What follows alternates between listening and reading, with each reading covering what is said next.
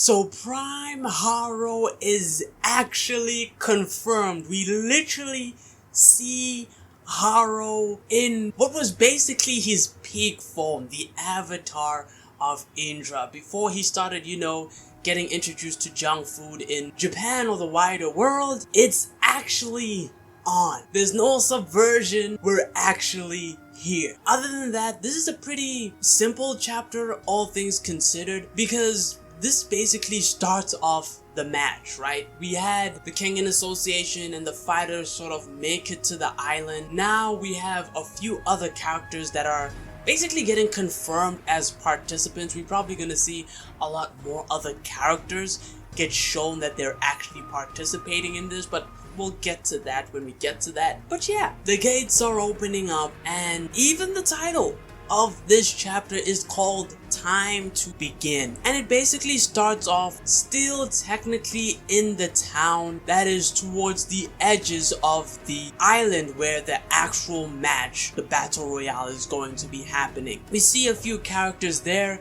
In the drafts, it will have like the CEOs. In the official chapter, we see people like Toa and a few other fighters, but we also see two fighters that are at a distance. One of them is, of course, drinking water, and that person is Sekabayashi, who is standing with Okubo. So both of those characters are basically confirmed to be participating, because not only are they on the island, right, but they're actually wearing the type of gear that you would need. So basically, like, it almost looks like exercising gear is what most people are wearing. They're not wearing like the type of stuff that you would wear to a regular match. But yeah, they're basically talking about the fact that in the area that they are waiting in, there's like an entire town like area. So the Kengan Association has invited a few people there. They've made the place basically come to life, right? In the time that it took to basically set up the match and all the stuff that they were doing, which Okubo was a little bit surprised by it, especially just to spectate this. Seki's like,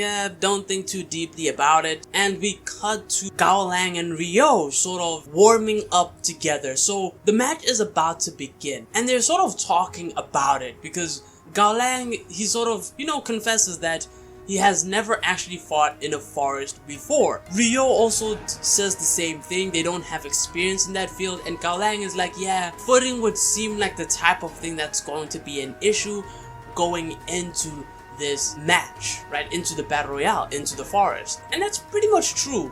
We do know a few people are set though.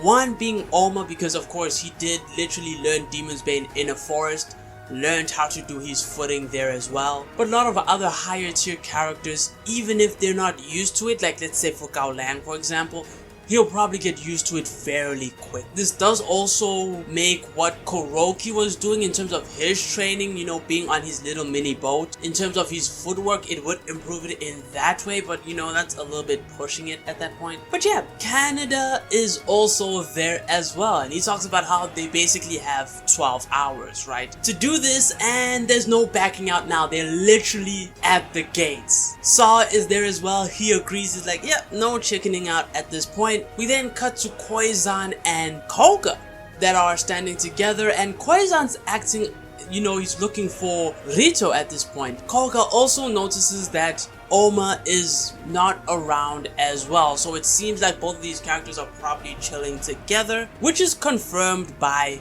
Cosmo. Cosmo is there as well. We see him, he's in the area as well. Ryuki's also chilling with Cosmo as well, and he said they both went to tour the island for a bit, so they're trying to take a look at what's happening. We then cut to where they are basically, and they're walking together having a conversation. So this is a very interesting moment. We don't really get to see Rito and Oma talk nearly as much as, let's say, back in Kengan Ashura, because mainly Oma isn't really the main character.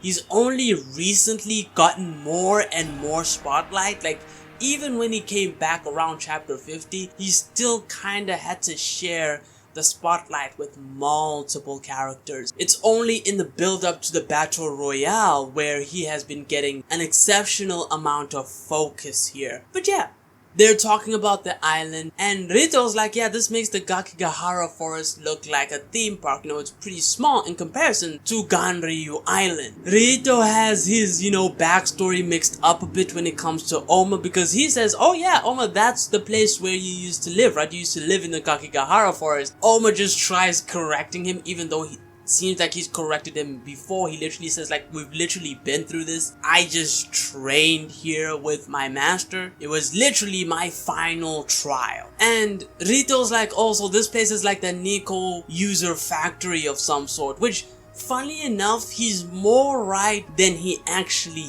thinks. But he then starts talking about how, they've had their little rivalry, right? Rito's like, yeah, he is Oma's rival, and Oma, he starts, throwing some slander Rito's way. He's like, okay, so you're really my rival after the ass whooping I gave you? Of course, Rito's also jests. He's like, hey, look, we can kick it off right now, before the actual battle royale. But Oma then says, like, who even says rival at this point? Of course, Rito's like, Yamashita has already taken like your sidekick, position, so I'm taking this one. Which is very funny, because I'm thinking, like, would he even like to even refer to himself as Oma's sidekick at this point? But Oma humors him, and they basically have a pretty wholesome moment, especially with this entire conversation. He basically says, let's do this. He actually calls him his rival. They do a little fist pump, and of course Rito goes back to asking about if Akiyama is single, basically still trying to take his shot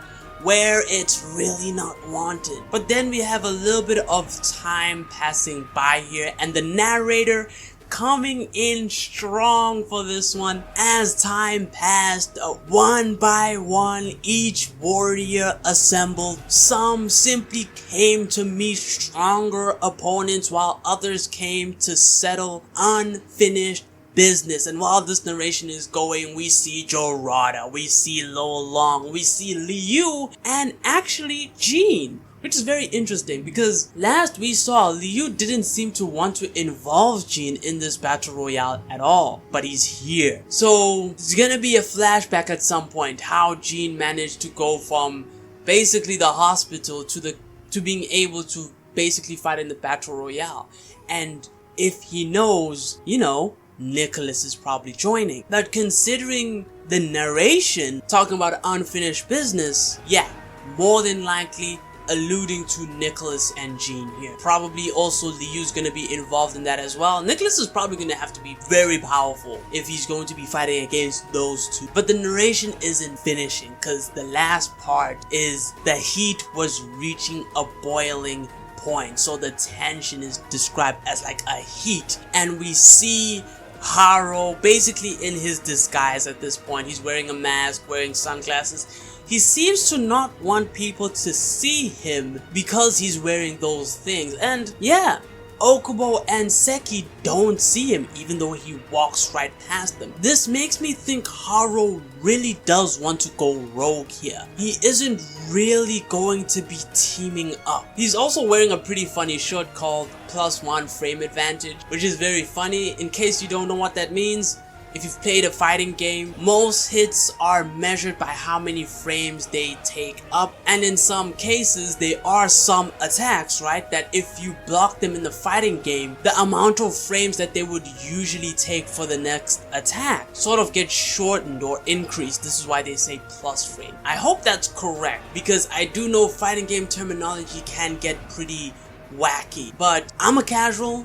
That's what I understand by frame advantage. That and the fact that, like, let's say a move versus another move is just faster than the other one. But yeah, don't know if this is alluding to anything in specific. Like, if it would be very interesting if HAROU turns into a more of a speedster type of character, but I don't think that's gonna be the case. But I'll do speculations another time, because I do want to do a video talking about my expectations and my predictions for the entire tournament and the characters I expect to be here, because I don't think we see everyone as yet. But let's move on with the chapter, because we have Kuroki Gensai. He's aura farming at this point.